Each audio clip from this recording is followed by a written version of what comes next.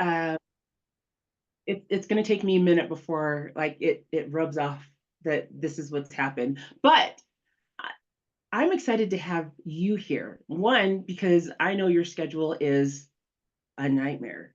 And so to get you to spend some time with me and my special guests and my other panelists, it means the world to me. So what I want to do is I want to give you time just so you can kind of pop your collar and tell folks who you are and a little bit about you. Oh, well, thank you for that, Anne Marie. And yeah, I'm really excited to be here and to talk about this topic as you're somebody who I got to work with in the past and see the brilliance of your leadership as a chief of staff and have had some incredible chiefs of staff I've gotten to work with over my career. But I think you covered a little bit about me in that previous slide. I'm not I would never was a rocket scientist. I happen to meet a lot of actual rocket scientists and pretend to know a little bit about things that they know about and were successful in working on in their incredible careers. And I got to play a small part in the success of the Terran One program at Relativity Space.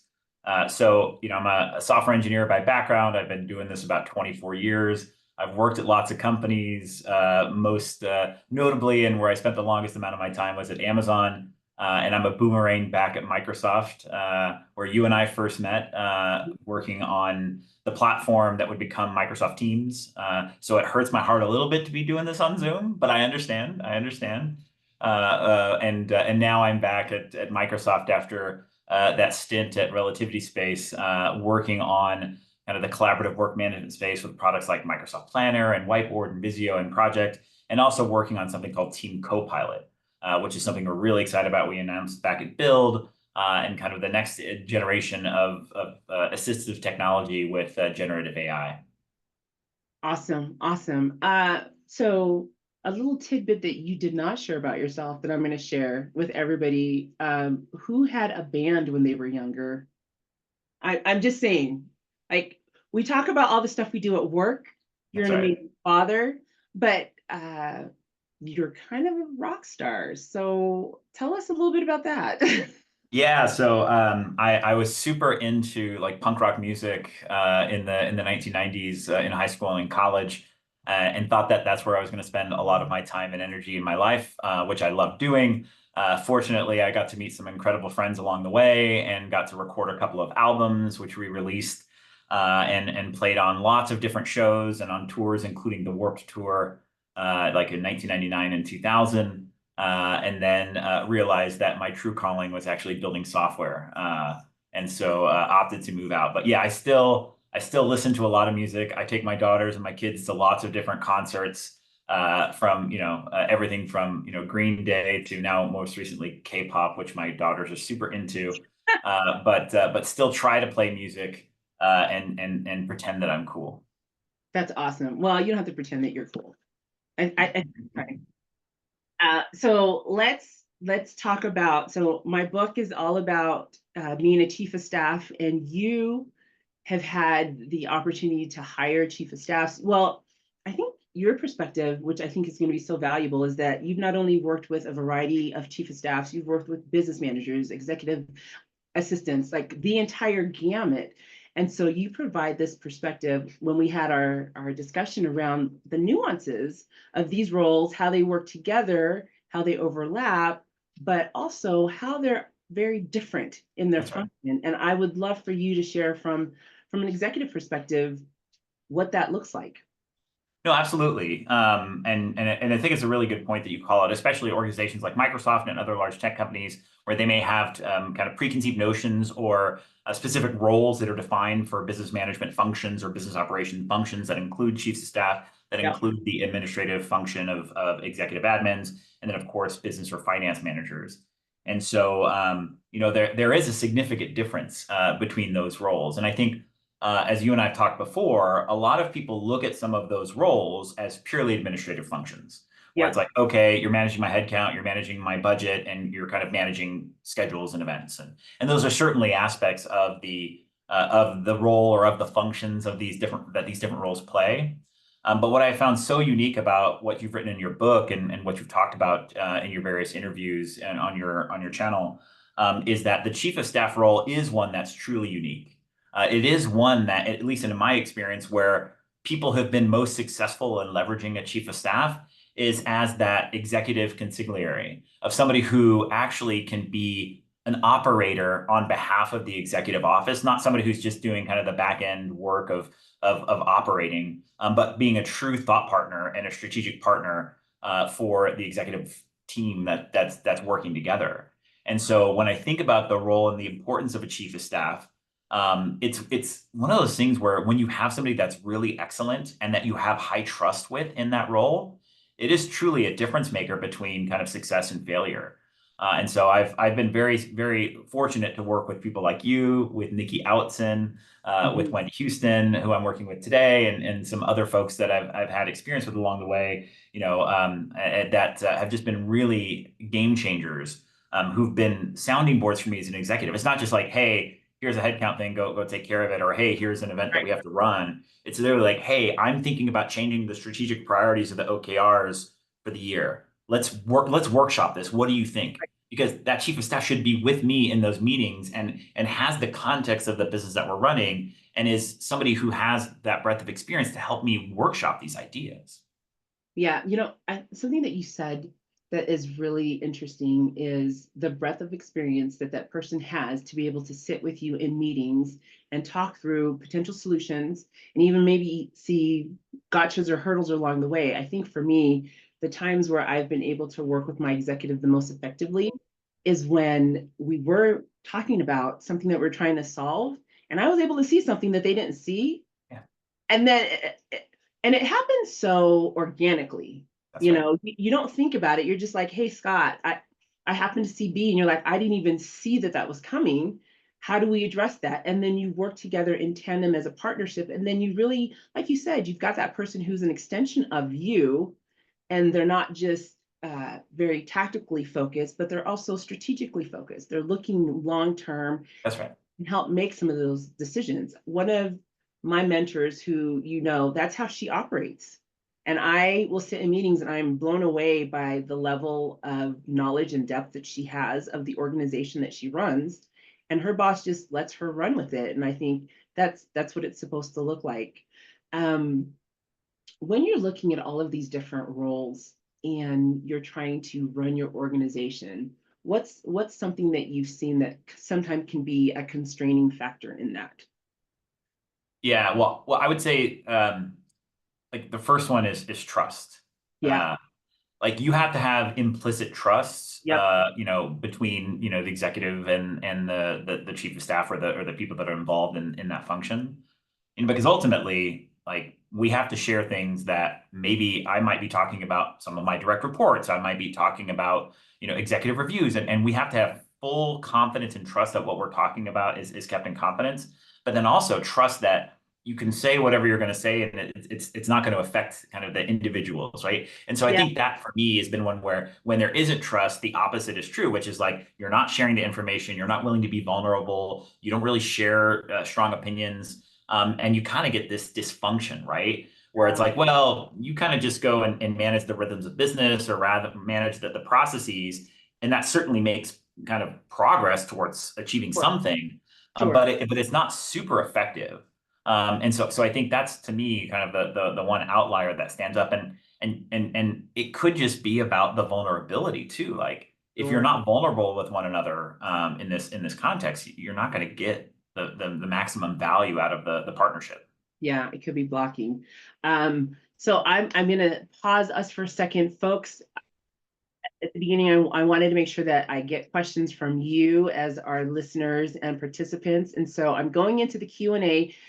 Does anybody have a question for Scott that they wanna raise, and I can go ahead and read it while we're waiting. As you are putting your questions in, we are going to have a giveaway, and let me see. What should we give away? Let's give away some books. So while you're typing in your questions, let me show you the books that we're going to give away. I've got great stuff here. The two books that I've got here for a giveaway. One is I need to take off my screen because you won't see anything. Let's see. While I take care of that, Diane, I'm going to ask your question. It says, what do you look for when you're hiring a chief of staff? What would a strong resume look like? Hmm.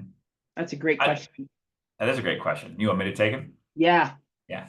So when I think about hiring a chief of staff, like one of the things that's I think interesting is a lot of people will go straight to kind of the, hey, were they an executive admin? What was the scope of responsibility? What were the areas that they worked on?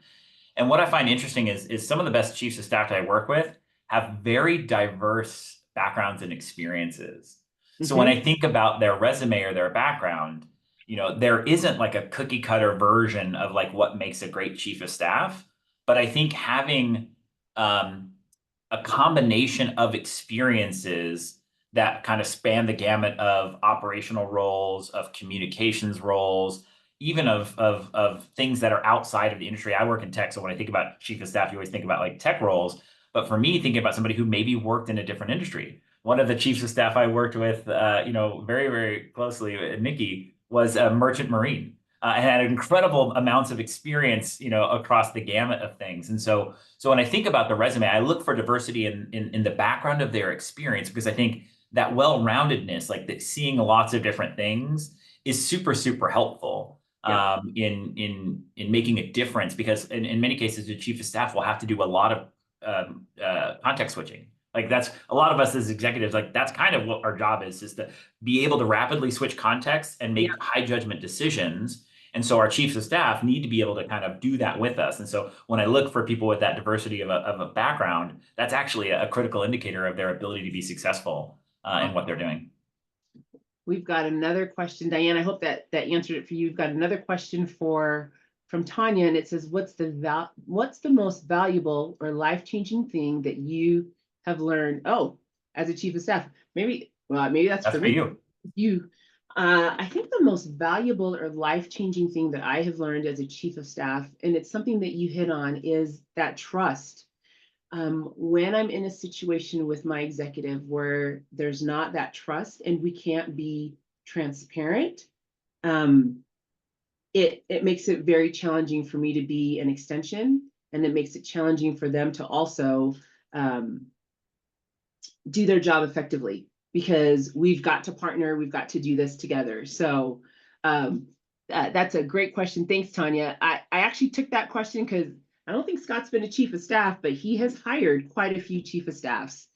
We will answer one more question. This is from Kimberly, and it says, how do you all do that which is required of you while taking care of your personal well-being? Oh, that's a great question. Do you want me to start, or do you want to start? Yeah, I would say for me, it's a constantly evolving thing, because I don't really I'm not the best at putting my personal well-being first. I think my having kids, and that's where I put a lot of my energy is into my kids, is a really great grounding experience that helps with my personal well-being. But for me, like I always think about this concept of like work-life balance is a kind of a similar topic. And this guy, Parker Shelton, that worked on my team back in IC 3 days at Microsoft, he had this really great way of looking at it. He said, people think about balance as a noun, as like an end state, but he thinks about balance as a verb, which is that it's something you constantly have to work with. You think about a scale, right? And work on one side, life on the other side. Like it's always in a state of flux. So it's a balancing act that you're trying to manage.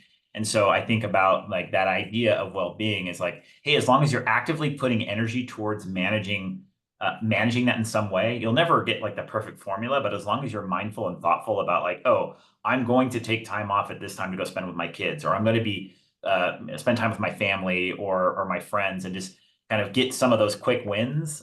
Those things are actually very helpful in taking care of self.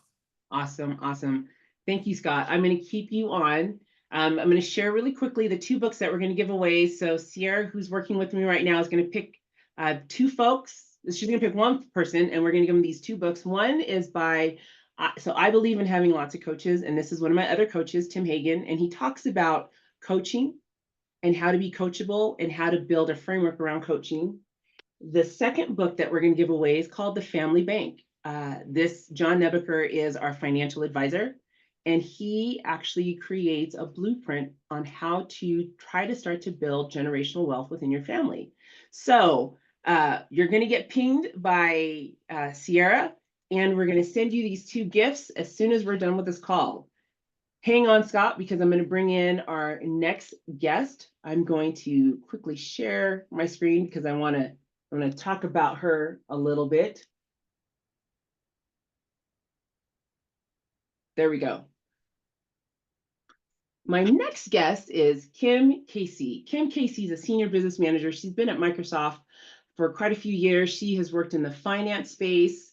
This is a person who knows numbers and knows how to navigate, who knows how to understand velocity, looking at trends, what's going on. And she's worked in a chief of staff office and has found ways to be supremely successful while working with executives and the chief of staff and a variety of different partners.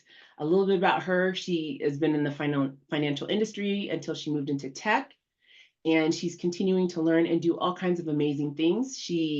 I love that she put this about her. She is a wife of 23 years to an amazing husband, wonderful partner, and she is the mother of the 2 most adorable beagles, and she loves her fur babies. And so thank you for sharing all of that about you, Kim. I am going to move you into this webinar.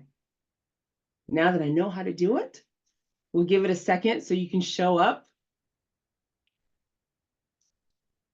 All right. Hello, Kim. Let's take you off of mute. Hello. Awesome. So Kim, I want to do the same thing with you that I did with Scott. I'm going to give you a few minutes to just tell my audience a little bit about yourself. Sure, I would love to. So I come from a very unique background. Speaking of diversity, like when you said that, Scott, my heart just went, because if you look at my LinkedIn page and you see where I am today, you'd be like, what? How did she get from A to B? So I come from business continuity and disaster recovery.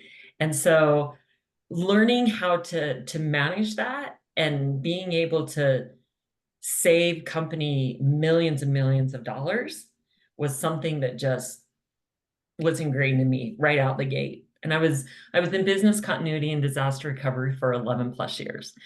And so I've been in product management, I've been in all these things.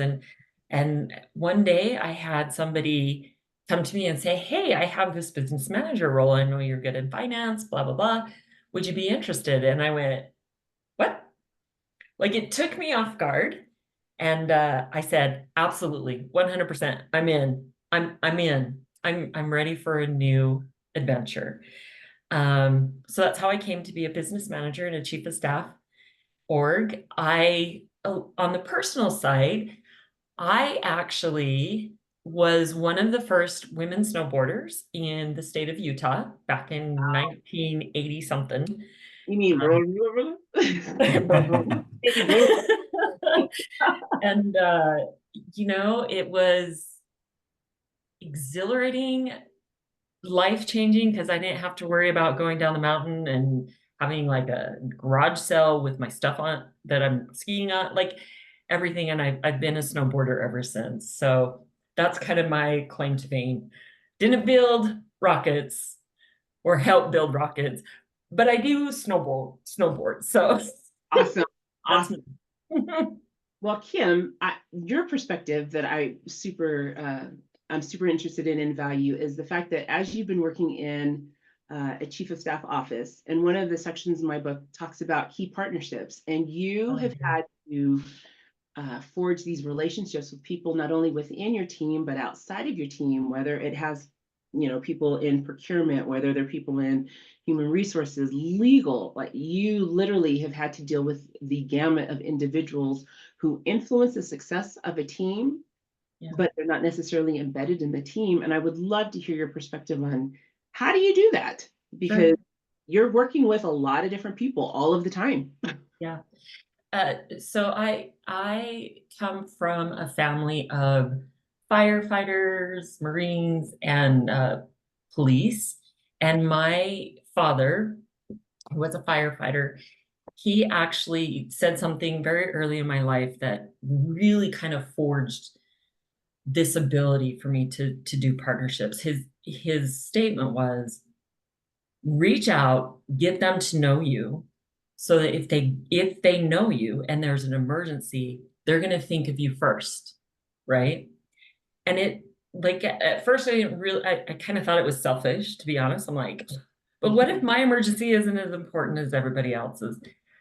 Then I came to the chief of staff org, and I realized what he was saying was very crucial, because when I came into this part, like you said, legal, HR, finance, it requires you to be front and center and invested in that information that goes between, right?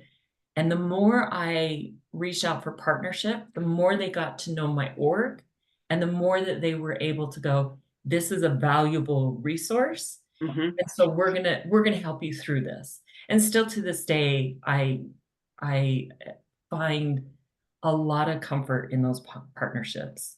Like even down to when I'm looking at something and I'm not 100% sure what's happening, I just reach out to one of those partners. I'm like, this is what I think is happening.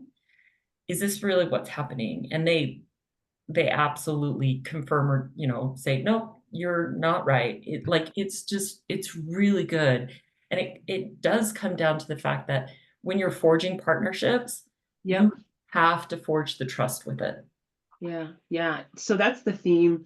It's probably going to be the theme of the evening, is trust. Scott brought it up with the relationship between the chief of staff and their executive, and that you've got to have the trust. And you working in a chief of staff office and having to partner with so many different types of individuals throughout the org, there's got to be Absolutely. a level of trust, because again, they're not embedded in the team, so they don't have to do stuff. You're using your influence to help them understand why it's important to have that partnership so your organization can move forward. So I really like that. So Scott, I wanted to give you a minute. Is there anything that you want to weigh in on that with what Kim just shared? No, I think it's incredibly inspiring, and I appreciate the sentiments that Kim had shared. Awesome. It looks like Richard actually has a question for you, Kim. It says, Kim, how do you deal with people around you who have little experience around BIA or DR? That's a great question. It is a great question. So the fact that BIA is amazing, right? I would have never thought that I would come to a launch party and have someone ask me something about BIA. So Tell everybody what BIA is, just in case. Awesome. BIA stands for Business Impact Analysis, and DR stands for Disaster Recovery. So it's a great question, and this is how I want to answer it. There are people who just, when they see the word BIA, they're just like glazed over and just, I don't know what to do. This is where the partnership comes in. So early on, I learned that if I take the time to grab little bits of time with them and explain as we go and just help get through the main portions of it, then they see the value in the long run of doing the analysis on their business. And so that's your hook, right? Your hook is, here's your return on investment. This is how you're going to reinforce your business. And this is how you're going to strategically grow in the future to ensure that you don't have like an unbelievable downtime. And like, I've always found that if you just break down the simplest terms, not assuming anything other than, hey, I do BIAs all day, every day. And so you don't. So let me help you get from A to B. So that's how I did it. Nice. So Elizabeth Stevens, who is one of our hosts, she is interested in also answering that question. So I wanted to give her an opportunity to answer it, and then I'm going to boot her out till it's her. So Elizabeth, tell us. We would love to hear your perspective. Uh-oh, you're on mute. So can you hear me now? Yes. Yep. So hi, I loved Kim's answer, and I think my answer is going to be exactly the same. The real question for me is a great question, but the real question for me isn't so much how do I deal with the people that have little expertise in both of the areas. It's how do I maintain a level of like education and grace for those that think that they know more than they do. And so from a chief of staff perspective, and a lot, like you'll hear from me later, a lot of what I assume the rest of the panelists are going to talk about is a big part of what we do is making sure that we can meet people where they are and communicate with them to educate them around the things that are absolutely essential and the things that we happen to be passionate about or extremely competent in. And so again, same thing that Kim would do, but probably with less grace and posh, like, showmanship. My answer is the same. It's a skill set. Thanks, Anne-Marie. Awesome. You're welcome. Thank you for sharing that. So I do want to take some time again to, if there's any other questions that folks have for Kim in this space, let us know, because I want to take some questions before we continue the conversation and then give away another prize. Let me look in our Q&A. I don't see any other questions. All right, well, Kim, as we're talking about these key partnerships, what I really also wanted to review with you is, so you talk about maintaining these relationships, you talk about building trust and ensuring that you and these teams are working well together. Do you ever have a situation where you feel like it's not going so well? And how do you get past that? Because you've got to work with these individuals or this person who may be a bit challenging to be able to get to this end result. What do you do? Yeah. First and foremost, you don't take it personal, right? Like you cannot take things personal. If you take them personal, then it's a lose-lose situation. Yeah. If you come at it from a vulnerable standpoint and say, hey, I did A, B, and C, and I realized that that may have been incorrect. I would love to partner with you to correct what is happening and look forward to partnering with you in the future. Like, it is amazing how just that little bit of a statement can change the world for someone, right? My grandma used to say, you attract more bees with honey. Like, everybody's heard that, right? Yeah. Growing up, I hated that statement, hated it until I got into my career. And then I understood it, because I always looked at it from the perspective of, oh, so I can't be myself. I have to take a knee. But then I realized it wasn't about me taking a knee. It was about me being vulnerable and accepting the other person as they were. And so. Nice. I really appreciate that. Yeah. Any other questions that we want to share for Kim? If not, we're going to do another giveaway. We got a lot of stuff to give away. I'm looking at the chat. All right, well, let's do another giveaway. So let's do a book and so we've got these cool water bottles. Let me show it to you. They're glass. They're kind of amazing. I know everybody has their favorite water bottles. This is going to become your favorite water bottle. This one right here. Oh. So this is going to be a prize. And then the book that I'm giving away is this one. This is one of my coaches. Like I said, I have a plethora of coaches. Avis Jones DeWeaver, and she talks about how Black women, exceptional Black women lead. The title got me. So obviously I wanted to read this book, and it is phenomenal. So we're going to pick somebody else, and Sierra's going to reach out to you. And like I said, what we'll need from you is your address and phone number, and we will ship that out to you. I'm getting the hang of Zoom. Maybe I shouldn't, so we can go to Teams the next time we have a call. I heard you, Scott, loud and clear. I'm going to share my screen for our next guest.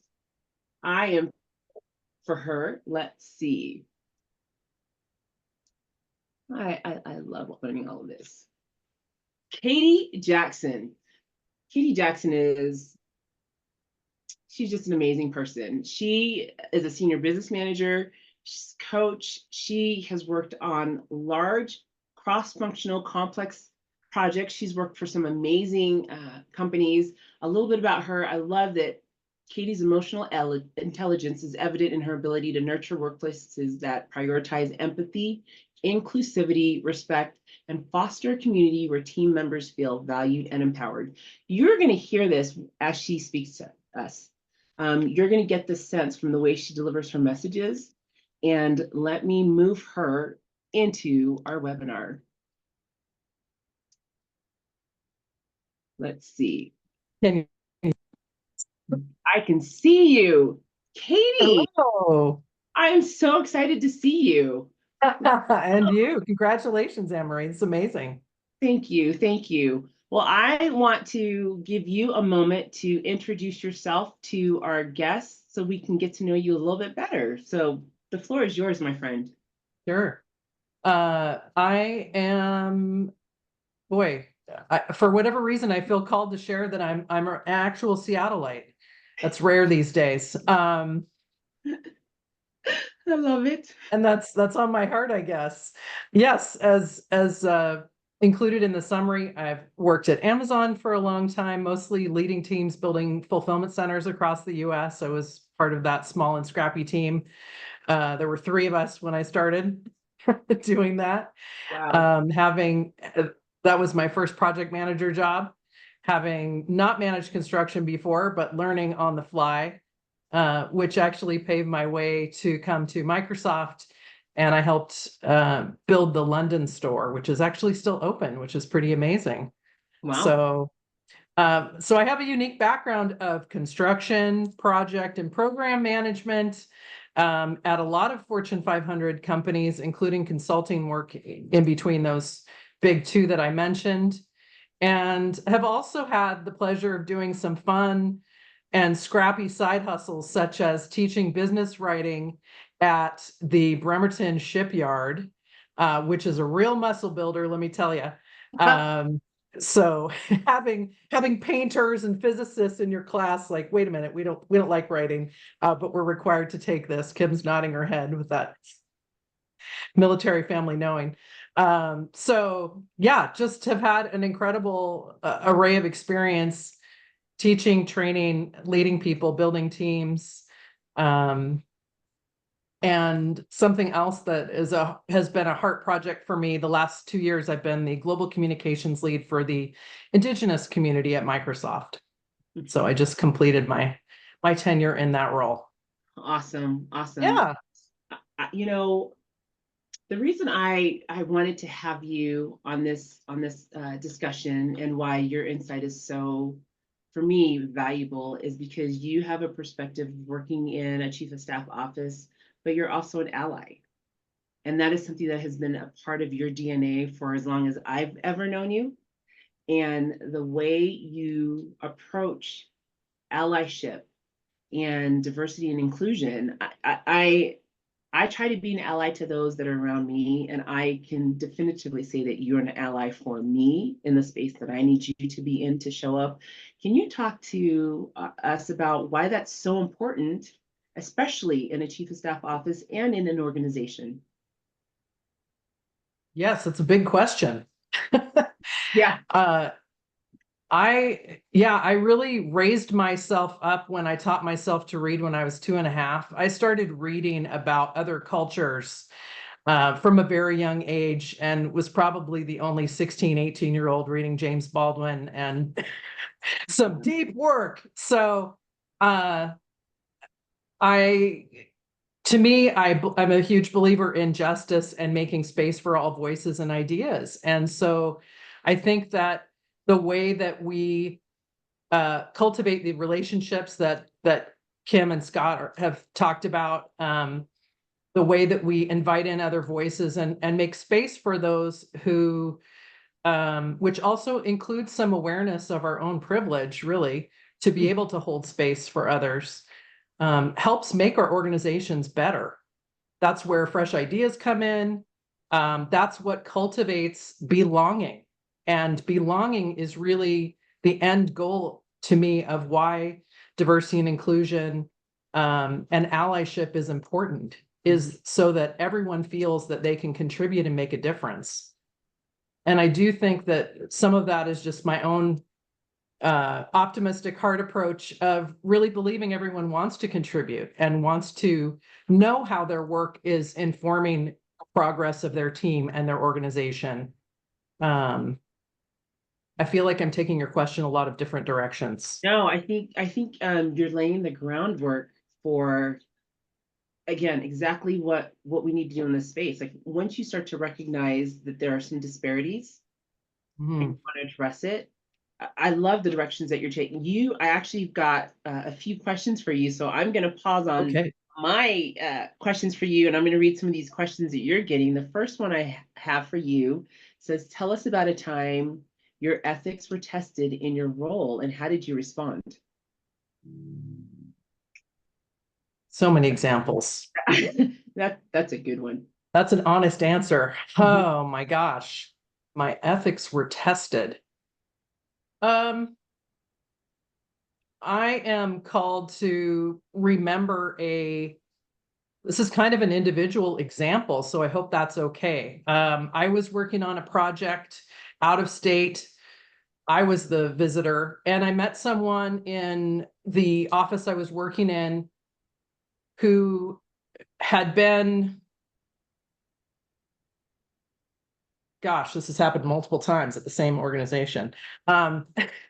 Multiple times I've been in a situation where someone was in over their head and really needed some help. And it was, in the name of promotion, in the name of growth. But the first example that came to my mind was someone who had been in a role at the company for 14 years, was promoted, and it was too much. And we had a conversation.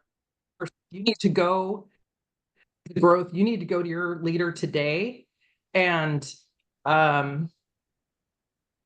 and tell this person, I want to go back to my old job, because that's what the person said. And I think the reason that this was an ethical question for me was that I also felt the person was enduring a bias. This person probably would put herself in an other category. And I perceived that there was a bias. And so it was a protective measure, both because of that, but also just she needed somebody on her side. And she ended up, it was severe. The situation was dramatic enough that I said, no, you can't go to that dentist appointment today. You need to go straight to your manager this morning. She did that. And then she came back to me a couple hours later and said, you just saved my 14-year career. Thank you for that advice. Wow. It's making my hair stand up. That's, again, it's kind of an intimate example, but I guess that's the nature of ethics, isn't it? Yeah. Well, and I Yeah. think you don't necessarily, there will be similar situations that happen, but like you said, it is intimate, and sometimes it does feel like they're one-offs, and they probably are. So Yeah. thank you, Katie. So the next question I have, and this actually, we can actually have both you and Kim, who both worked in the chief of staff office. It says, give some examples of how you had to influence a decision and drive change without formal authority. I would think both of you have had to deal with that situation. Many, many times. I see those smiles and the laughter. Well, because often business managers and chiefs of staff get unpopular projects that we have to drive through to execution. Special projects. Right, special projects.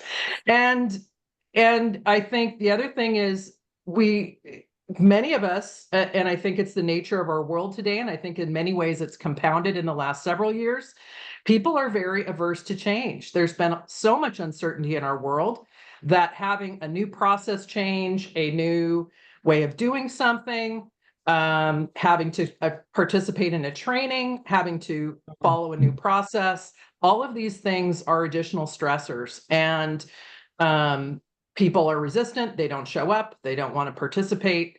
You get all phases of the spectrum, from willing to willful, for sure.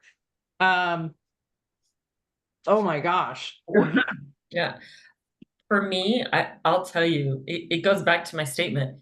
You can't take it personal, right? Like if you're going to be in the chief of staff and business management industry, you have to have a tough skin and not take things personal. Yeah. Because it just is what it is. And the moment you take it personal, then you make it personal for them. Yeah. Yeah. Yeah. One thing that I did once, Anne Marie, was my leadership was pushing out a new process that was like 10 steps. And I was the only person that had 12 different products in my scope. All of these teams were supposed to adopt these 12 new steps. And I said, you know what? That's too much for my peeps. I'm going to give them a choice. You can pick one or two of these items, these new process steps, and we're going to get something across the finish line. And you know what? They all did it. And by giving them a choice, we narrowed, we decided together which is the most important step to complete. Yep. And then they felt some empowerment in that change because I gave them a choice by team to pick, and it was uneven across the products.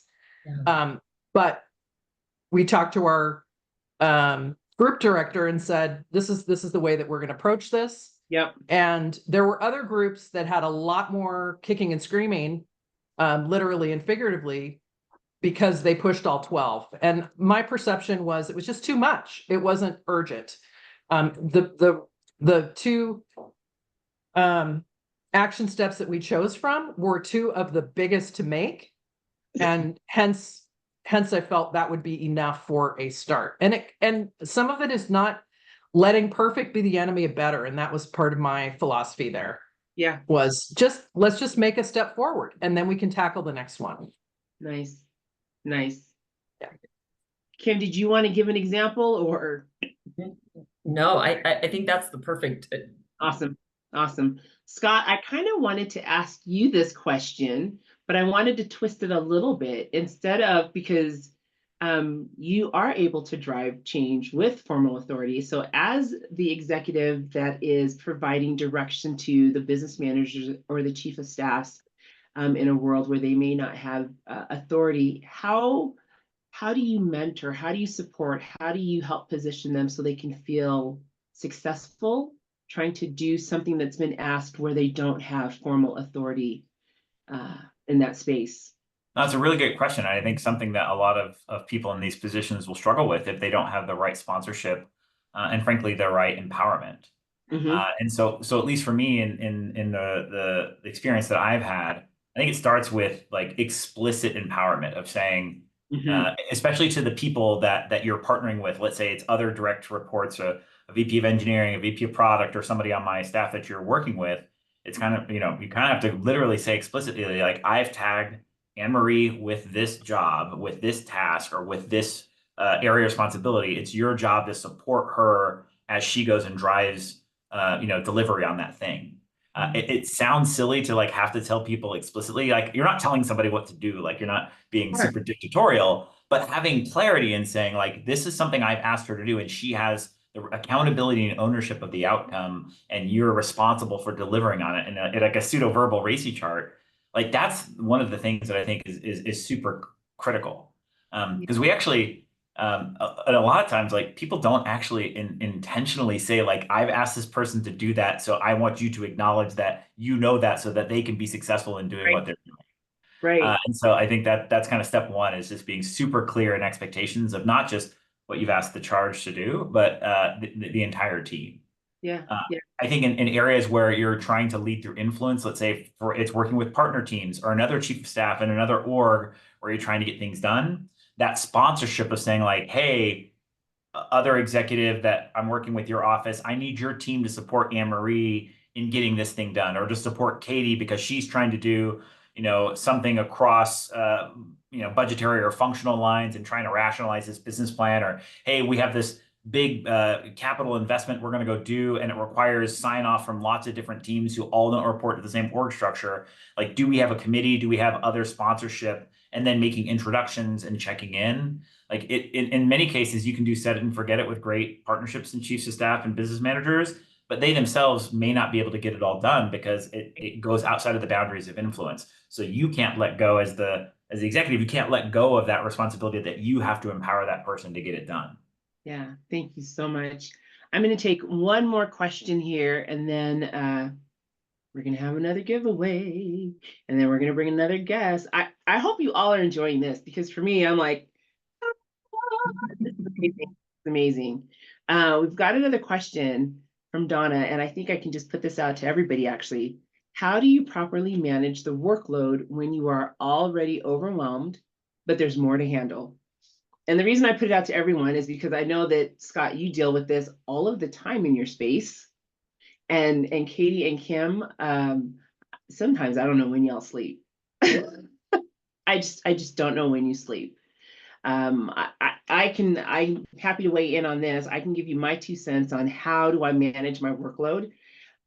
Some very simple things is I literally will block out my time and delegate time for specific things that I've got to do. And that means I'm not checking my email. I'm not responding to chats that come my way. I am heads down focused on things that I need to get accomplished in that block of time, because I will have my squirrel moments. And if you put a shiny thing in front of me, I'm like, and all of a sudden it takes me 20 minutes to get back into the groove to work on what I was working on. And I don't want to lose that 20 minutes. And so that's just one of the tactics that I use. And I will look at my calendar for a week or 2 weeks out, and I know I've got to create these comms. I've got to update this, and I create the time, and I try to religiously respect that time and make sure that your emergency isn't my emergency. I've got to be able to get this stuff done so I can turn around this deliverable to whoever I've committed my time to getting that done. And so that's just a perspective for me. Again, Scott, Katie, Kim, I'd love for you to weigh in on that. I think that's a great start. Blocking time is definitely essential. And, you know, it's a cliche, but it's an important one about separating the urgent from the important. And I think one of the challenges for business managers and chiefs of staff too is to figure out, are there other resources within the team that you can leverage? Because it's very tempting to say, I've got to own everything, but we don't. And, you know, I always try to think about, this is still part of allyship and inclusivity, is, are there others on the team who can contribute? Is this an opportunity for somebody else to shine, to own something, to participate where I don't have to own everything? And that will help accelerate, get done what we have to get done faster and more effectively, and maybe even bring in some fresh ideas. Fantastic. Scott, did you want to weigh in on this? Yeah, I mean, I think in a lot of cases I have some level of authority to make some of these decisions. Yeah. But you know, again, there's a never-ending to-do list or inbox or Teams messages or whatever I'm dealing with on a daily basis. And I think Katie's feedback is right. There's, you know, in my case, it could be delegation or at least asking for support or partnership. And I honestly think, like, not everything has to be replied to. Not every mail has to be replied to. I think a lot of people that have the inbox zero, you know, or mentality, or empty inbox mentality, will just like go and spend a bunch of time. And what I've realized is, like, I actually don't need to do that. And there's a lot, especially when there's email threads or things with lots of people on them. I kind of wait to see what other people are doing, not because I'm deferring the problem, but I'm just context switching so often. The one thing I would say, so I think blocking time and urgency versus importance are probably the most critical pieces. The one thing I will say, and it's not a plug for what I'm working on, but I do think Copilot has really made a difference in, you know, especially like long email threads or chat messages, like using AI, whether it's Copilot or another one, and using that as a way to say, like, hey, help me understand whether I need to respond to this. Like literally asking questions like that of an email with an app chat, like, it's been very helpful for me just to like sift through like things to find if it's urgent or important for me to address. So, you know, there's it's a never-ending battle. It is. Kim, I wanted to also give you a chance to weigh in. So this is one of those things that I'm going to take it from a little bit different perspective. Like, first and foremost, I have known myself for 52 years, right? I know when I'm capable to focus and when I'm not. And so putting time on my calendar, like at just a random time, does not help me. I am a non-diagnosed ADHD person. Like, I will readily admit that, right? And so throughout my lifetime, I've learned that my focus is much better at the end of the day because I feel like I've got all of those big things out of the way, and then I can focus on like special projects, right? So that's the first thing. The other thing is recently I've had some huge changes in my life, and the one thing that I came out with is that at the end of the day, the biggest priority for me is my peace. And so it's very foreign for people in America to be like, I'm guarding my peace and I'm going to take this time for me. But I learned that and I do that. So the time that I have to work and to focus are very specific. Mm. And I agree with Scott. Using a AI app or an AI assistant has been life-changing, right? Like all of us used to do priority lists and we'd have like these task lists that would be long and arduous. And then you look back at it and you're like, oh my gosh, I only did 35% of it. Which then led to this big cycle. And so first of the day is I get on and I absolutely do my top threes. I do those top threes during the day. I focus in the afternoon because that's what helps me. Yeah. And then at the end of that focus, I put what I need to on the next day. And then I don't have a very long list and it helps immensely. So Gotcha. Thank you. So Katie, I'm going to come back to you because we started talking about allyship and the role that it plays in the Chief of Staff office. And then we got some amazing questions. So we took a little bit of a detour, but I want to come back to you because I think this topic of allyship and DE&I is so important. And the way that you have been able to provide clarity for the people that you've worked with, and then the people like me who you interact with, where we can have conversations and for me personally to feel safe about the things that I want to be able to raise to your attention. I want to go back to the Chief of Staff office because that office is so critical in the executive space. Why is it important that we're having those conversations there? Well, Chief of Staff office sets the tone for the team and for the org. And so, we still say something perhaps unpopular or controversial. We have many folks in leadership who are maybe not, maybe never will, or they're on somewhere like the rest of us in our journey of allyship. Mm-hmm. And, I think if you've ever felt left out in your life, if you've ever felt unseen, ignored, bullied, any of these things, these are some of the feelings that can come up when people don't feel included. And so, how teams organize groups for, whether it's a social event or, team awards, all of these kinds of things. I really love to involve people across the teams. And I used to recommend or personally invite people that I had seen demonstrate passion or skills or both, and say, hey, we'd love for you to help be a voice of the people in our group as we identify what would be a meaningful award or what would be a meaningful event for us, or we're developing a learning plan, what would be important for us to learn about and focus on together. And all of these things help create safe space, because sometimes we just tend to hear from the same voices all of the time. And some of the leaders I've admired most try and hire people wiser than them and try to invite in other voices. And again, holding that space is really important, to make sure everyone's got different styles of communicating and different comfort levels. And so we need to have the ability to hold space in the Chief of Staff office, to create some of these moments and to demonstrate that with our leadership. Yeah.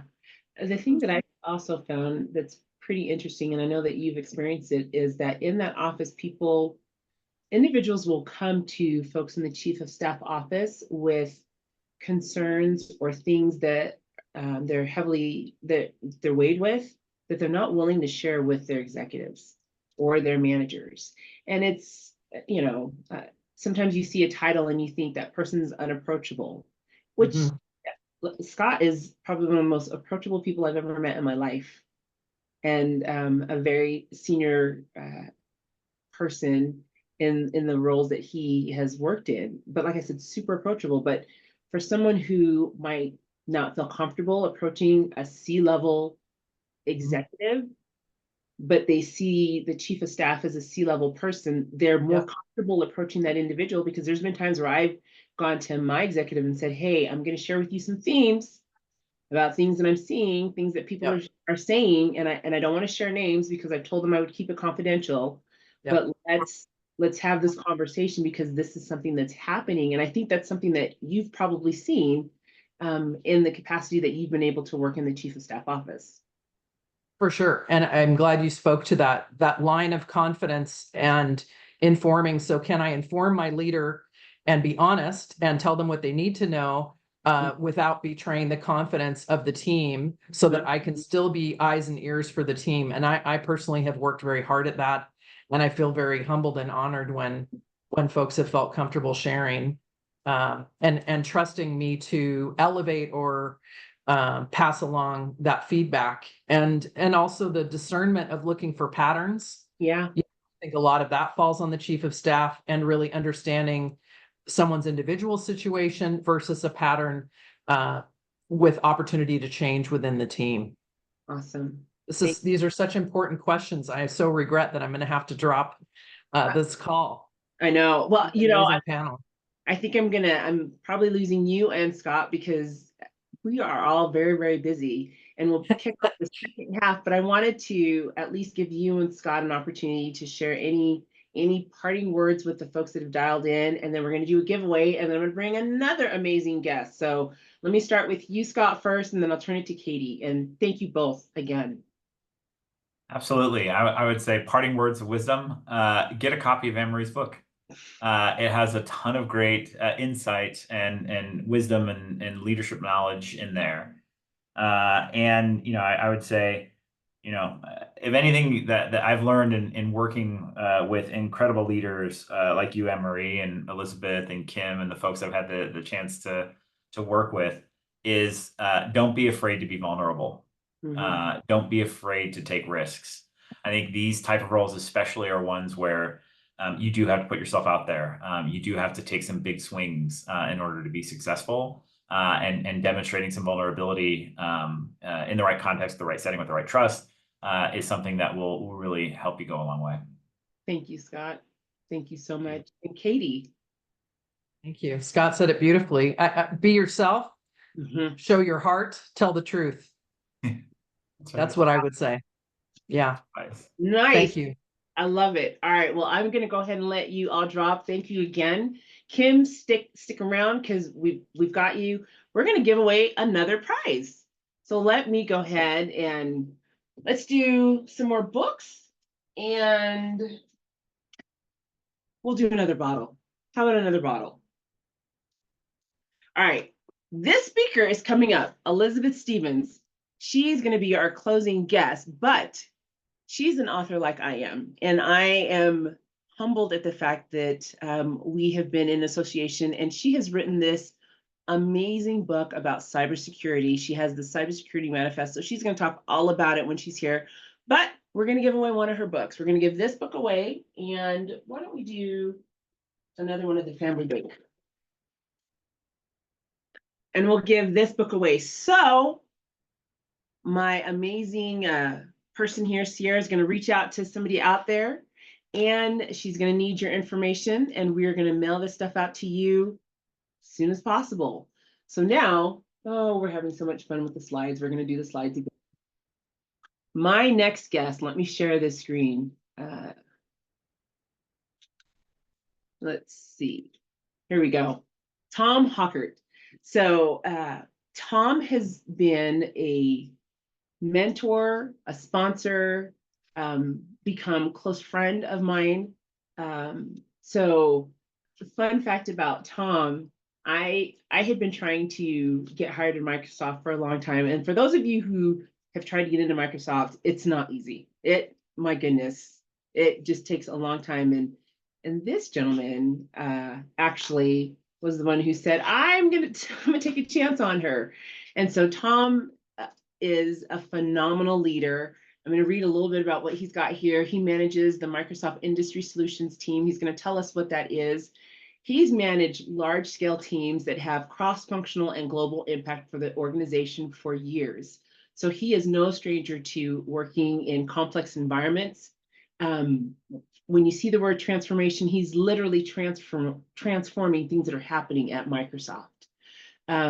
With over 30 years of technology experience, he is a treat to have on the call. I'm going to stop the share and I'm going to bring him in. Oh, I feel like I'm a pro right now with Zoom and bringing people in and all of this. It doesn't happen fast, but it's happening. Hey, Tom, how are you? I'm good, Anne-Marie. How are you? I'm fantastic. I also want to give you a chance to introduce yourself to our listeners. Sure. So I've been in consulting just about those 30 years. Wow, that makes me feel really old. In that time, my responsibilities really grounded in project governance, project management, but is built into how people work, how people function in the business. And so I've spent a lot of the last several years really focused on developing talent and looking at how we organize businesses and helping launch or change those infrastructures to meet the needs of the business, whether it's financial needs, organizational needs, maturity needs, whatever those functions are in the business. And the last 2 years, as you said, Industry Solutions Delivery is our Microsoft captive consulting business. And we've spent the last 3 years actually doing transformation work on how we organize that from a very tech focus to a ground focus or geographic focus. Awesome. The reason that I thought you'd be phenomenal is, so on this journey where I'm trying to help provide a perspective to a chief of staff. And what does the chief of staff do? What does the office of the chief of staff look like? And how do you drive impact and outcome? You have been my mentor the entire time.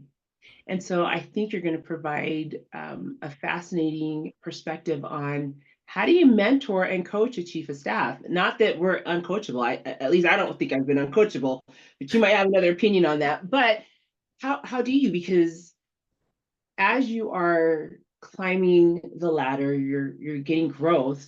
I don't know if we necessarily hear about leaders who are in coaching as prevalent as those of us who may be early in career or mid-career and with a focus on that. And for me, development has always been so important, which is why I've been grateful to have the relationship with you for as long as possible, because I know I can come to you with these questions and you've not been a chief, but you know how to coach a chief. And so I'd love for you to share your perspective there.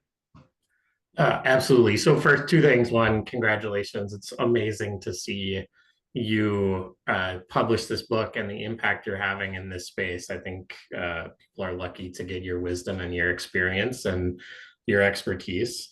The second thing, take a chance is probably not how I would frame it. I think I got lucky hiring you and just have been really enjoying watching your amazing impact at Microsoft from the sidelines now and the other part of the business.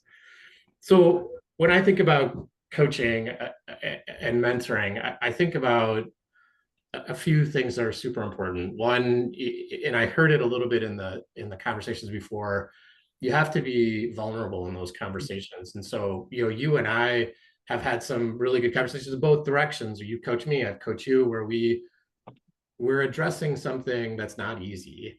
And in those conversations, you have to have somebody that says, this is the thing that you get stuck on.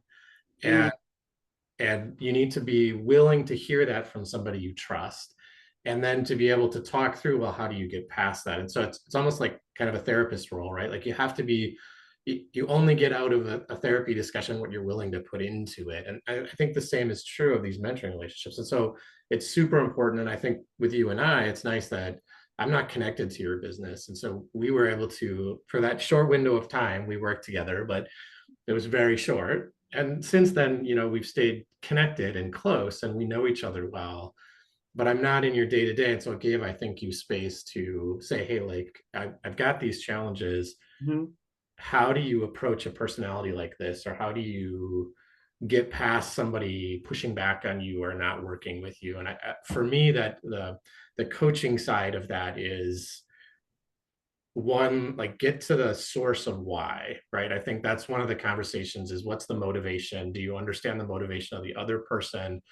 And thinking about the two, I sort of think in two steps ahead, you know, where are you trying to go with what you're learning, and where are your challenge areas and where are your strengths, and not just like fixing your weaknesses or your challenge areas, but understanding, do you grow them or do you mitigate them, and thinking about them collectively together, and being intentional about some of those conversations, but also being unintentional. I think we've had both really specific, like, hey, I need to talk to you. I need to go through this. I need your feedback. And hey, it's been about a month.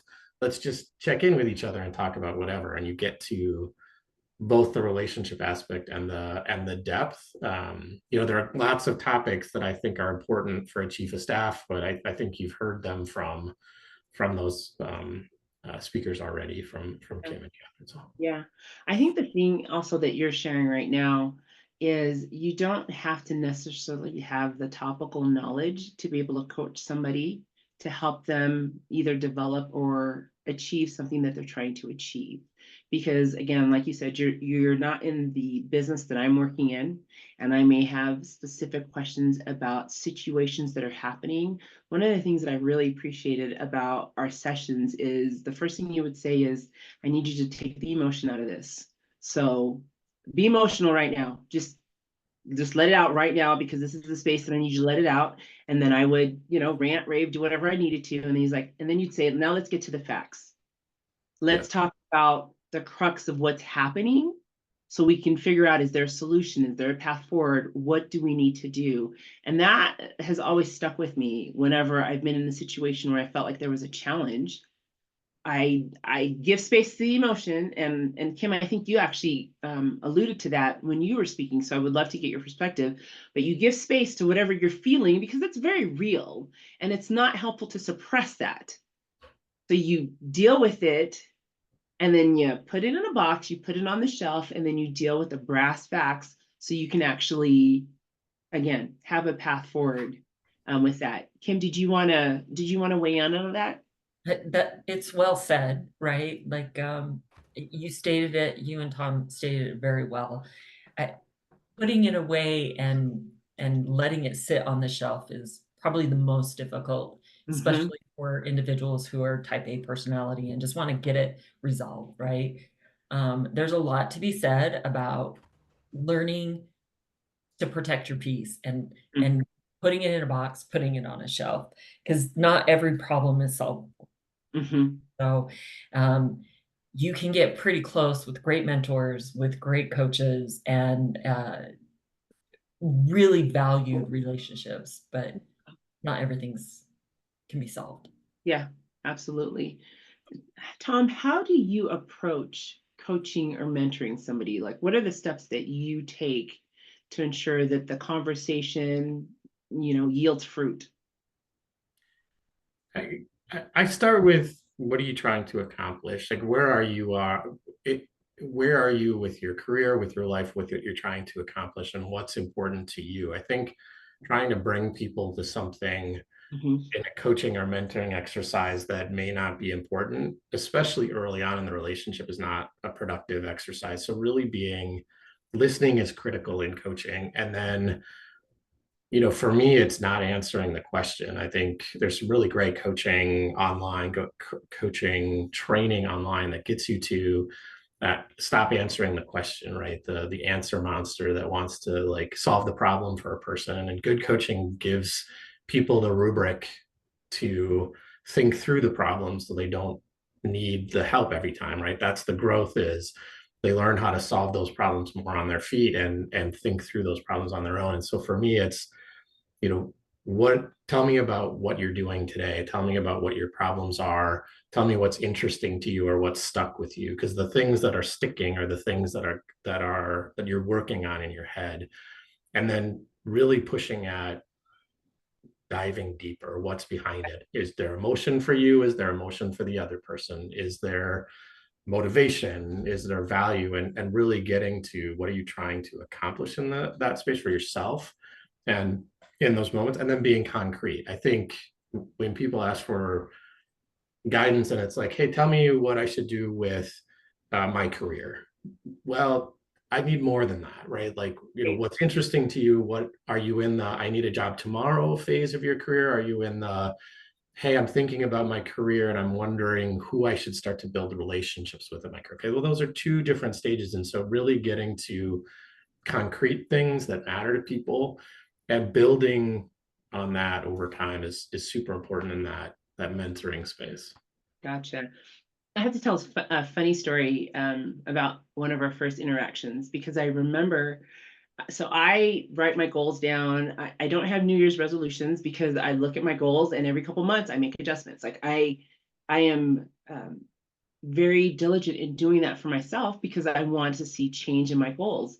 And I remember having one of our first conversations about my goals, and I think I was super, super tactical.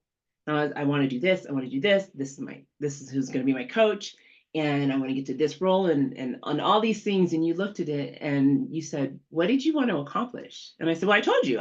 Here are my goals. Here are the people I'm going to work with, and this is when I'm going to accomplish it." And you pushed back on me, and you said, "No, I mean, those are great, but what is it that you want to accomplish? I need you to think about what your end result is, agnostic of title, agnostic of organization. What is it that you want to accomplish?" And, you know, a catchphrase that we all know is everybody wants good work-life balance. But that was where you were actually taking me, was be very grandiose in what I'm trying to accomplish. And then you said, let's find the job that fits what you're looking for. I've never forgotten that. And when I coach and mentor people, that's what I tell them. Let's not think about the title. Let's not think about the company. What is it at the end of the day that if you had X, Y, and Z would be exactly what you're looking for? And then let's see if we can find a role or we can find an organization that's going to meet what you want, which was a very different approach at coaching for me than I had been accustomed to. Because I remember I went home and I was like, what's his problem? Got it written down. Hello. And as I let it marinate in my head, I went, oh, I see what's important. Kim, I'm going to go back to a point that you made. Like, one of those things is protecting my peace. I want to be in a place where I can protect my peace. One of, I know he's on the call, one of the individuals that I talk to on a consistent basis, Brian, I'm going to call you out because this is something that you've written about and you actually said, but one of the things for him that's really important is to be in a place where it aligns with his values and morals. And if it doesn't, find something different. So being true to yourself. And so I've appreciated a more holistic view at how I'm being coached and mentored. And the tactical plays its part, but that falls right in. And so I really like that. Let me check to see if we've got any questions. I don't see any questions, so you know what time it is then. I'm going to do a giveaway and then I'm going to bring on our last guest. So for this one, we'll do another bottle.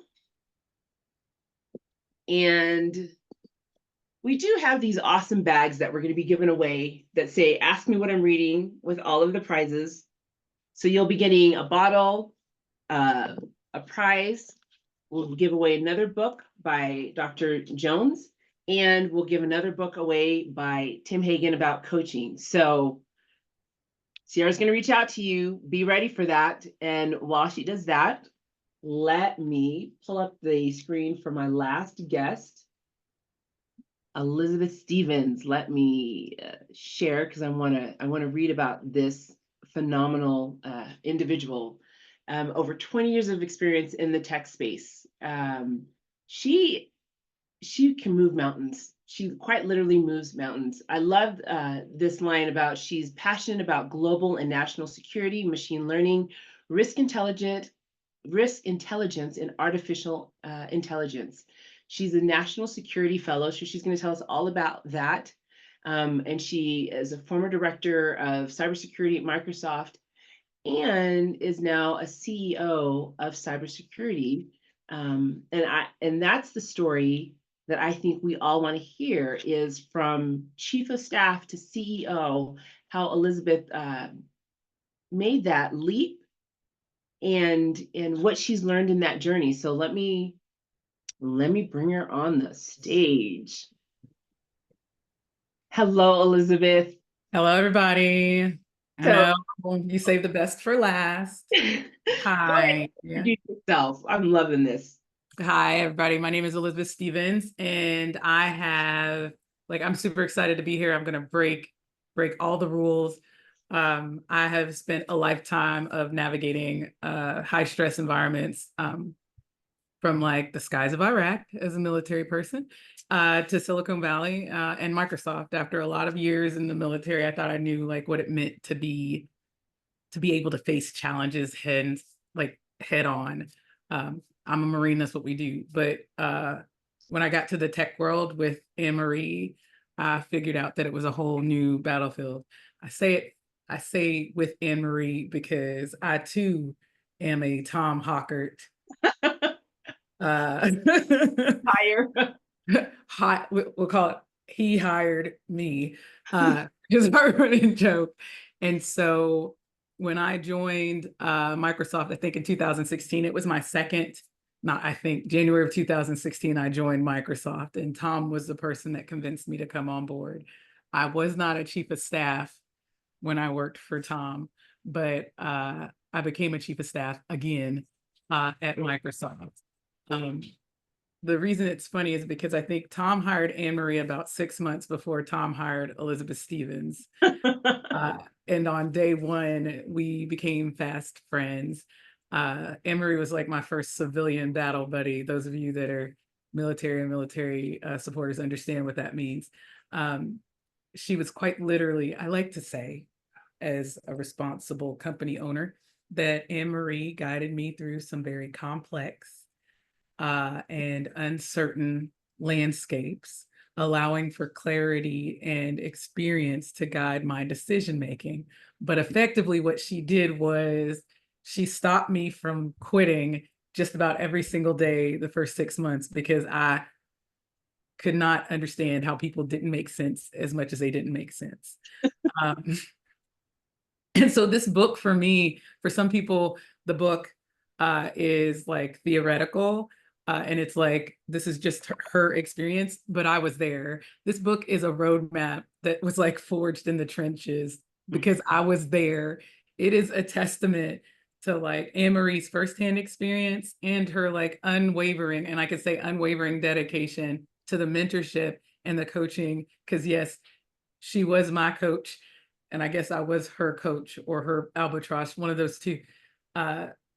On this journey together. And I think we became chiefs of staff again at the same time. I think I beat you by 6 months. That was the discussion. Yeah. I beat her by 6 months. But still, even after, that would have been 4 years after we first met, 4 years after she helped Alone and Unafraid Marine integrate into corporate society and culture. She was still there for me. And this book represents to me the bridge that can show you, not just for those of the panelists that have already been here, not just how to become a chief of staff and what it means to be a chief of staff, but for those of us that have served or that have completed their first transition into retirement and decided that they can't stay at home or they'll drive their families crazy. It's a bridge that can show you how to transition from seasoned, and I do mean seasoned and ready to retire, have served your country, have done the only thing you know is the military for your whole life, to a confident tech leader or a confident leader in any industry, honestly. Mhm. The book outlined for me how to build strong teams in a way that was different than our military strong teams, how to anticipate challenges that weren't actually challenges for us in the world that I was in before, and how to drive that innovation that we're known for, even in the face of like relentless, and I do mean relentless changes and pivots. And so, Anne-Marie, that's a little bit about who I was, I think, but a lot about why I'm glad I'm here and about the book. Thank you. Spoken like a person who's been a chief of staff, like a true person, which I really appreciated. And the reason that I thought your story and your journey would be fascinating is because you've been a chief of staff in multiple spaces. You've seen the nuanced changes from one organization to another. And then the question that a lot of people ask is, what's next? Like, do I stay as a chief of staff? Because there's some people who want to be chief of staff forever. And I love that you've actually made this transition to running your own company and being a CEO and founder of your own company. And so I wanted to give you an opportunity to talk about what was that like, and what are the things that being a chief of staff helped prepare you for that, and what are the things that it didn't? Because that's not an easy transition, but it is a fruitful one. For sure. So the first realm of chief of staff for me was the military chief of staff. And so Mhm. that was a very specific, structured organization, and I was a part of that culture. Transitioning out into the civilian world, into corporate infrastructure, like I did take a step before Microsoft. I spent a year at a company called Sempra US Gas and Power, but they were a utility. So that was kind of like a stair step into corporate. Mhm. But as a military chief of staff, the things that you learned were interoperability, continuous process improvement, how to interact at the right level with the right people, and then translate that so that the entirety of the staff could get the commander's intent done and free them up. By the time I got to Microsoft, I'd already figured out how to, fly airplanes and blow things up, and then how to like lead people and do project management. What I didn't understand necessarily was like the business, and that's what I knew that I had to learn. And so for me, being a chief of staff is the opportunity for you to learn the thing that you don't know how to do in a way that I think Scott and some of the earlier panelists would have said, in a way that AI allows you to do. For me, chief of staffing is immersion training. And so when I got to Microsoft as a chief of staff for Microsoft Defender, the things that I learned were sales, not the sales to delivery that we knew and we do, but like that level of Mhm. sales, that level of commitment, that level of communication that allowed for you to be strategic and for your business. And so coming out of that experience for me, it not only allowed me to like leverage my passion, because the business is my passion. Like our mission is protect families. I can't get any more like clear about that. Right.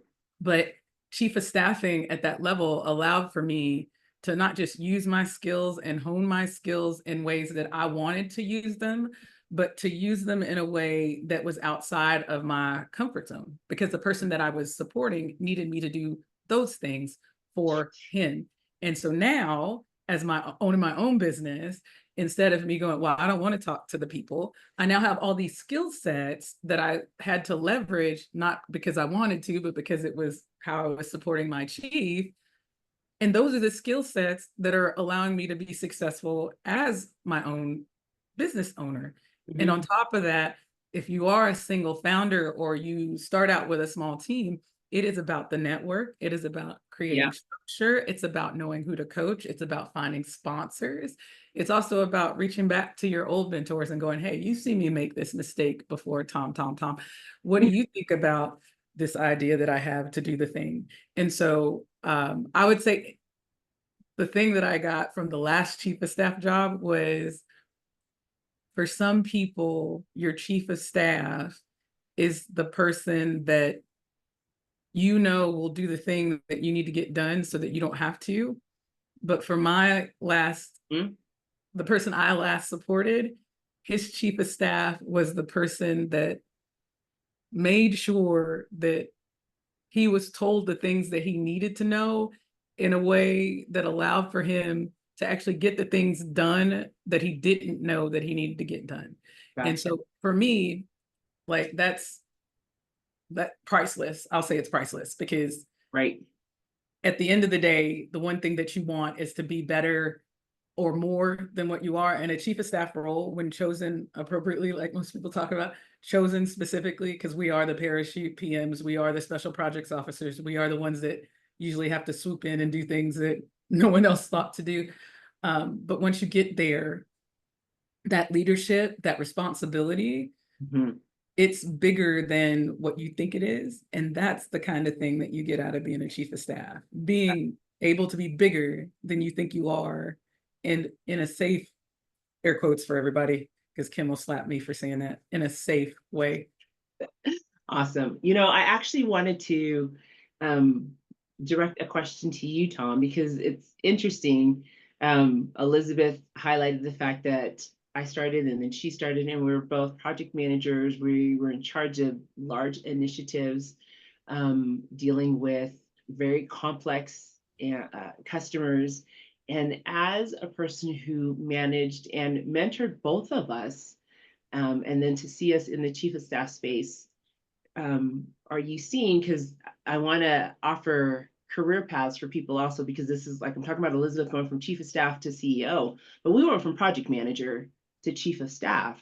And so what were some of the things that you saw in us as project managers that now you look and you're like, yeah, I can see how they were going to be chief of staffs because they had those skills? Like it's, I want to show a career path, and I think you have an amazing insight into this, having the two of us. Or you may call me afterwards and go, what? You know, I don't know. Yeah, right. What's worse is she hasn't gone like, she didn't give you the out of saying, don't say anything if you didn't say how afraid you were. Well, look, I think to me, there's something about the consultative approach. Both of you have this ability to. I think it's not just project management. Good project management is certainly foundational to how do you organize what needs to get done into a set of activities and owners of activities, and that's good project management discipline. So that's awesome. But both of you had a way, and what I saw in your project experience and the interview loops was you understood how to figure out the other person, right? Like there's a thing about the consulting business for sure where the number of times that I've gotten asked to, here's the contract, and then the customer says, yeah, but that's not quite what I want.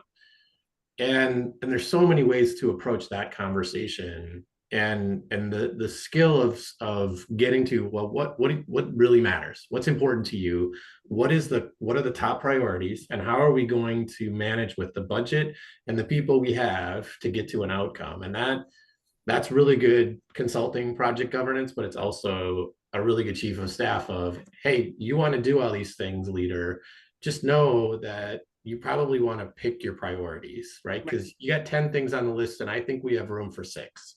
So let's talk about what the top 6 are, and then we'll put the 4 on wave 2.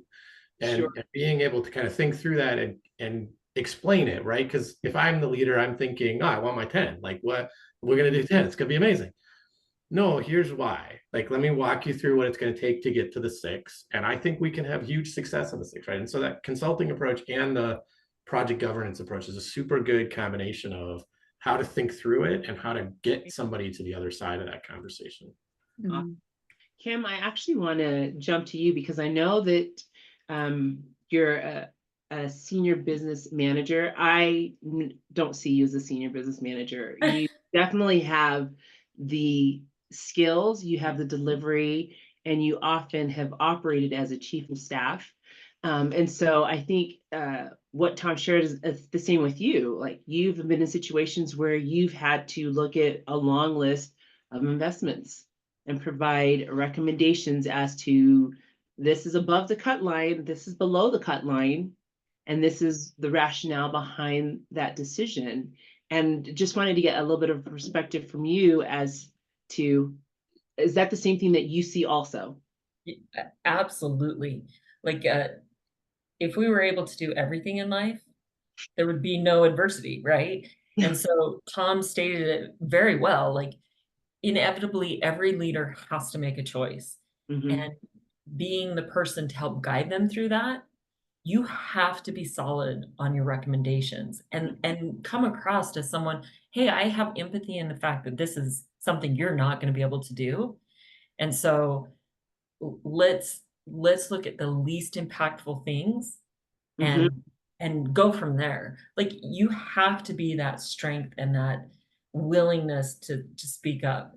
It is like it is not for the faint of heart. I know I've said that many times, but like you add that with the money aspect of it, and people immediately lose their mind. Like they're like, "What? I can't like pay for everything." Mhm. And you know, if you speak to them in terms that they understand and that you say, here's your return on investment for what you're going to get for those top six. Mhm. These four that we're going to kind of sideline, your return on investment is very low, and it doesn't impact the org to move forward in a way that is uh, that's beneficial for anyone. So Gotcha. and you have to know your craft. Like you really have to Yeah. know when you're putting a recommendation out there. And I think that that's what Tom is speaking to, right? A good project manager knows the basics, but it's that extra little oomph of I have empathy and I know that you're going to feel very vulnerable right now, but this is how we're going to lessen it and we're going to get this done. I think that's the key result. Awesome. Thanks, Kim. Elizabeth, I want to go back to you because, again, the career trajectory that you've taken, I know some folks who've been chief of staffs for 15, 20 years. I'm going on 6.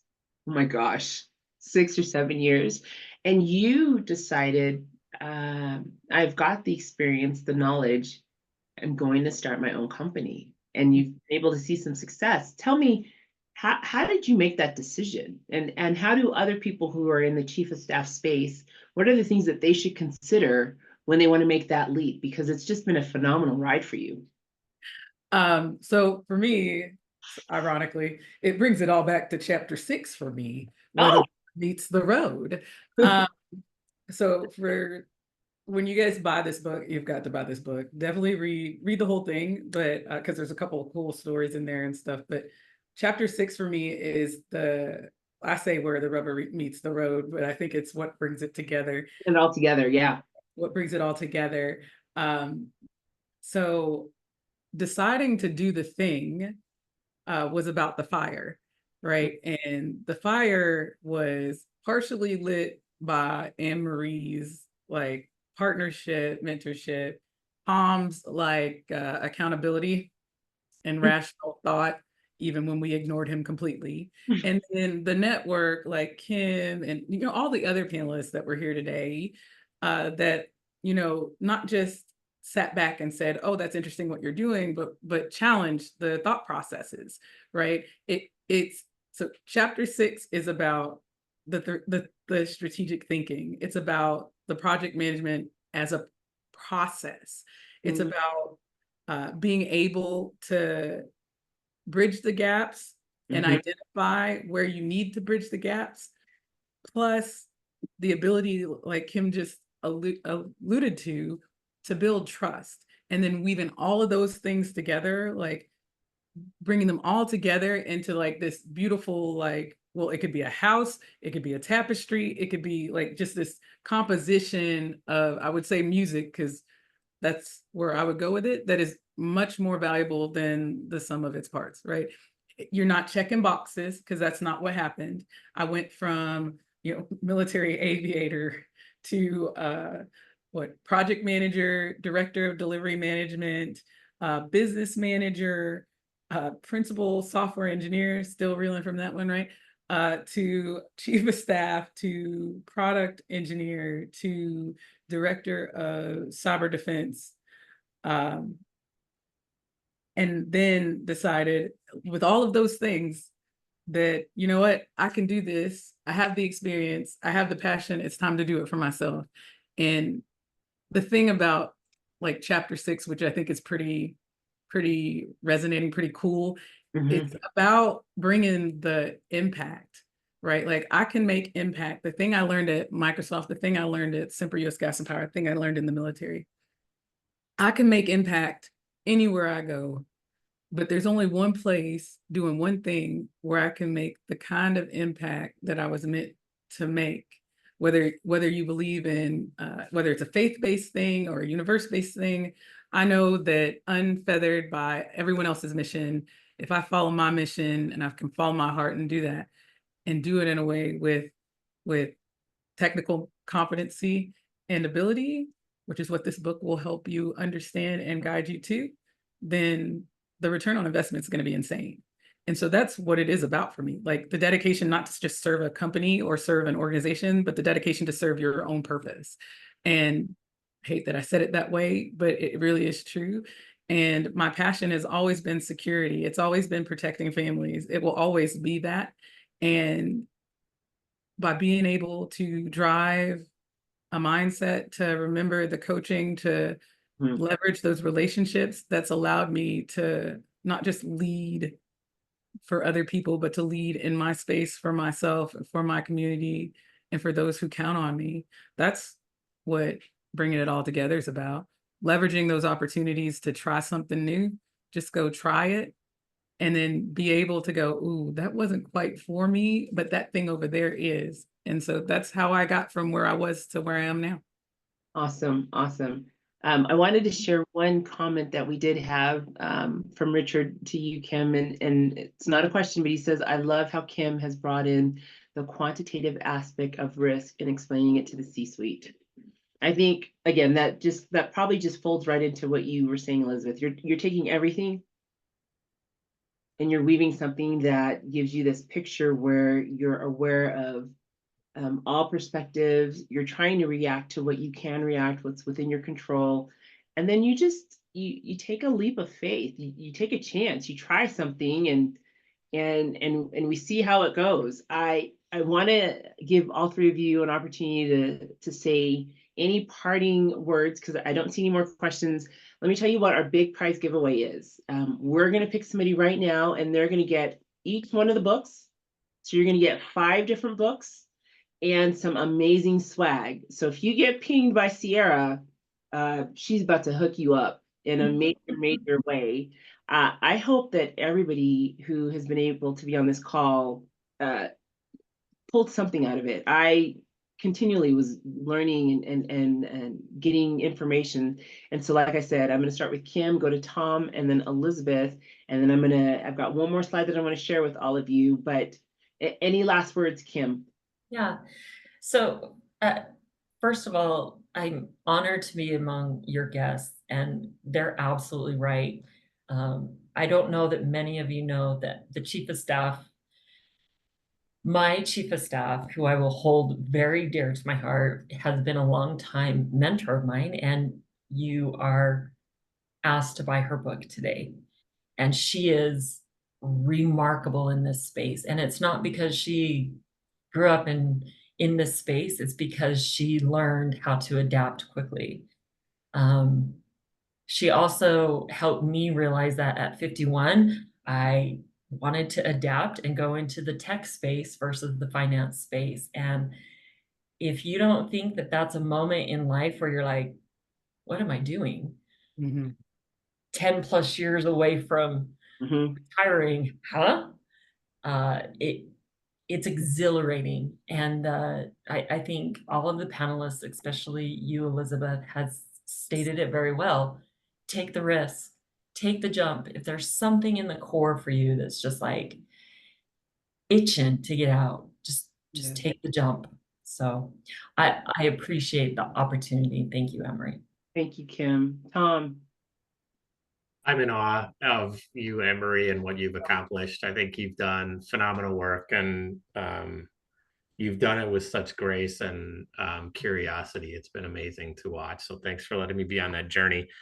I just have a couple of points I would kind of emphasize, you talk about the anecdote about thinking about what your passions are, what's interesting on that journey of your career. And I think for me, that is my biggest lesson that I learned from a personal mentor who is near to me as well. And she really coached me to step back from job A to job B to job C, and like the titles and the journey is a set of job descriptions or titles, and more about what your skills, ability, interest, and passion are, and giving space for that first, and then embracing what comes after. As those of us who've been at Microsoft and really have been in the technology sector know, a job description and a job title doesn't last for more than 6 to 9 months at a shot. And so, committing to your career linked to a specific job title is a really risky endeavor. But thinking about what you care about and what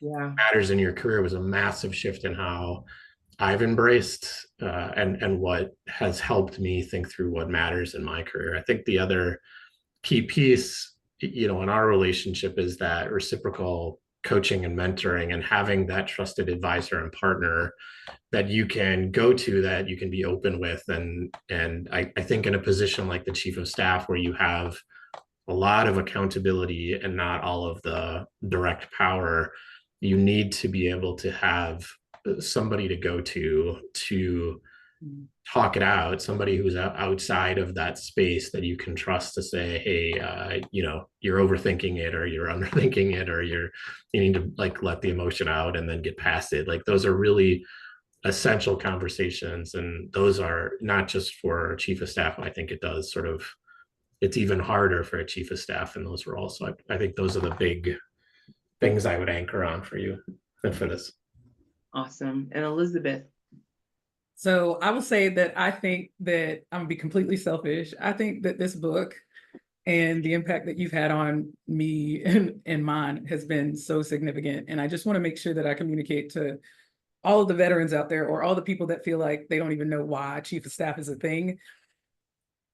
If you want to do a job that teaches you that you can do pretty much anything, chief of staff is that job. If you want to get from where you're going to where you want to be, chief of staff is that transition portal job. You will learn so much more if you can take the opportunity and step outside of like your comfort zone or your role, just like Tom said, into something that is about who you are and what you can do. Sometimes it's not about the role or the previous experience. It's about the person fit. And I would actually say it's all the time.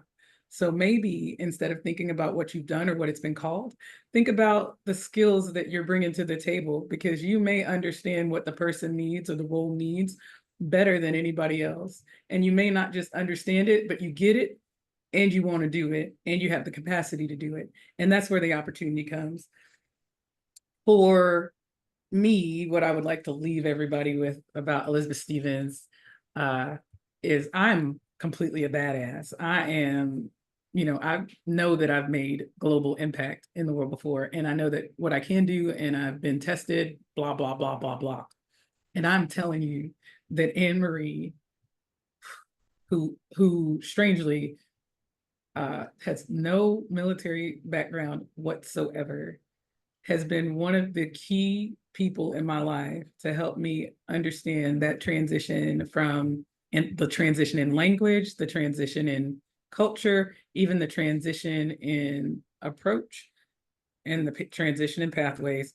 When I came out of the military, I would say I came out going, I can make it through any battlefield and win. On the other side, I'll make it all the way through. Anne-Marie in this book, strangely, and I do love broccoli, so you have to read the book to understand what that means. But Anne-Marie is the one that helped teach me that there's a possibility that you can get from one end of the minefield to the other and still look good. And that's the difference, especially for those of you who are military through and through and are looking for a new way out. So with that, I'm just blessed to be here. And I say thank you, thank you, thank you for doing what you do for everybody. And I think this is an amazing book. And it inspired me to do my own book. So that's giving it away. And some of you may have won it. Yes. So pro tip, if you're ever having a bad day, throw a webinar with your closest friends. You're going to have a great day. Scott and Katie, who are not here, Kim, Tom, Elizabeth. It's amazing to have a circle, a network of people who you can be in the trenches with. You can say the thing that you're afraid to say out loud, and you can walk away knowing that that person still has your back. So I appreciate the three of you. And everybody, again, I know that you've gotten something out of this. I don't even have to ask if you did. I know you did.